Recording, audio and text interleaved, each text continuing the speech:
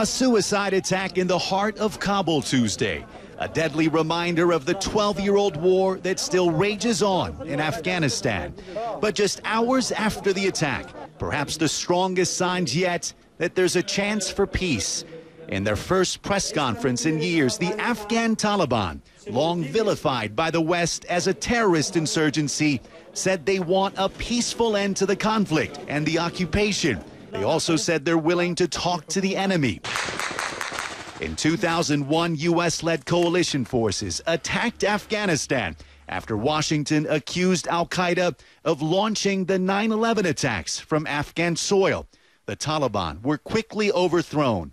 From their new Qatar office they plan to use for peace talks, the Taliban said Afghan soil will not be used for another attack.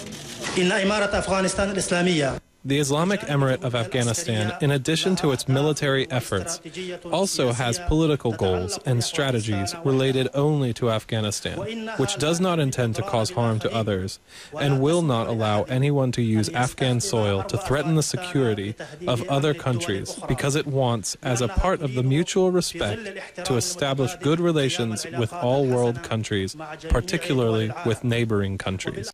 Washington is cautiously optimistic. Senior White House officials announced plans to meet the Taliban in the coming days to swap agendas. The U.S. wants the Taliban to cut off ties with al-Qaeda, end its attacks, and accept the Afghan constitution. U.S. officials said they'll also discuss a possible prisoner exchange to recover Bo Bergdahl, the U.S. soldier held captive by the Taliban for the past 4 years. Afghan President Hamid Karzai also announced plans to meet the Taliban. Our High Peace Council will travel to Qatar to discuss peace talks with the Taliban. We hope that our brothers, the Taliban, also understand that the talks will move to Afghanistan's soil to ensure peace. In another milestone event on Tuesday, NATO held a ceremony to hand over the lead role for security to Afghan forces, a process that started 2 years ago. Afghan troops and police are now in full charge of defending the country.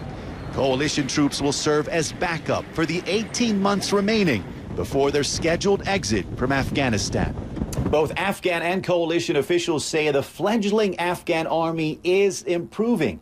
Critics say many of the troops are still poorly trained and they're nowhere near taking over the reins. Analysts say how they perform in the coming months could be a deciding factor in the upcoming peace talks. Reza Sayah, CNN, Kabul.